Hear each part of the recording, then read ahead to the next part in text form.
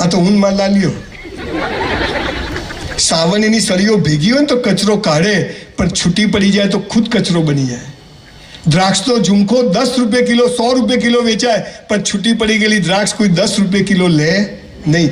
ભેગા રહેવાની વેલ્યુ છે, હે ને? અને પરિવારમાં સૌથી મહત્વની વાત, જેના કારણે મેં 2000 સેમિનાર કર્યા અને હજી જીવીશ ત્યાં સુધી, ભગવાન અવાજ આપ્યો છે ત્યાં સુધી બોલતો રહીશ. મહિનામાં 20-22 દિવસ ઇવેન્ટ કરવા જઉં છું. સખત તકલીફ પડે છે, પણ મને મજા આવે છે. મને થાય કે હવે આપણે બામણને ખાવાની તકલીફ નથી.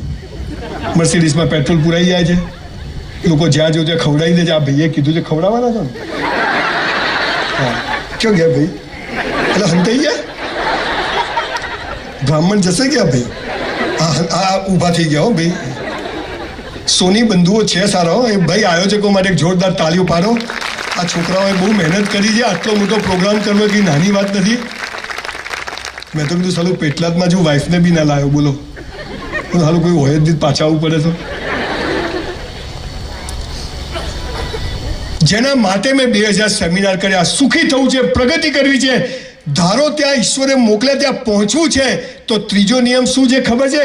રોજ મા બાપને પગે લાગો. તમારાથી કેટલા લોકો લાગો છો? હાથ ઊંચો કરશો. મુસ્લિમો હોય તો હાથ ચૂમના, ગલે મિલના. આઈ સે રિસ્પેક્ટ. જે પેરેન્ટ્સ તું કરતા એટલા લોકો હાથ ઊંચો કરો. આટલા લોકો જોડે આપણે સેલ્ફી પડાવીશું. અને જે લોકો નથી લાગતા 90% એમને પ્રણામ કે તમે સાચું બોલ્યા, સાલા ઝૂકેગા નહીં. પાછો દિવાળી ઉપર લાગે ડોક્ટર સાહેબ તો કેવી રીતે જેથી પેલી રિક્ષાને હેન્ડલ મારતો હોય ને.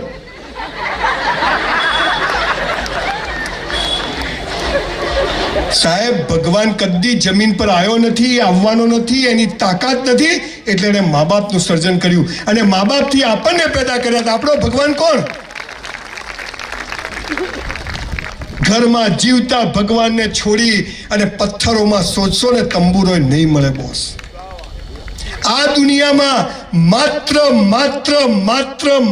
ને માત્ર મા બાપ જ ચાહે છે કે તમારી પ્રગતિ થાય.